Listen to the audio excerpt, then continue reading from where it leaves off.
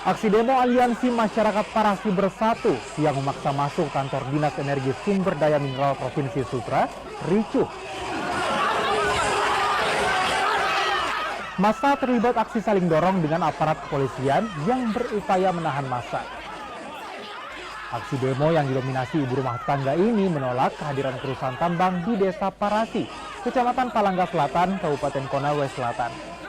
Penolakan dilakukan lantaran PT Generasi Agung Perkasa tidak memenuhi perjanjian, diantaranya minimnya warga lokal dipekerjakan di perusahaan tersebut.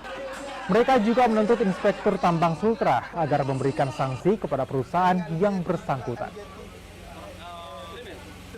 Permintaan kami simpel saja bahwa kami tidak membutuhkan lagi adanya Generasi Agung Perkasa di wilayah kami. Bahwa kami juga bisa hidup tanpa adanya pertambangan di daerah kami tersebut. Sebenarnya apa hal yang paling mendasar sehingga masyarakat setempat melakukan penolakan kehadiran para tambang ini? Hari ini pertambangan yang ada di Konawe Selatan, khususnya di Parasi, PT Generasi Agung Perkasa, selalunya menjanjikan terhadap masyarakat dengan tidak memenuhi perjanjian tersebut. Bro, yang perlu kita ketahui bahwa PT Generasi Agung Perkasa selalunya melakukan penambangan ilegal, tidak memiliki dokumen.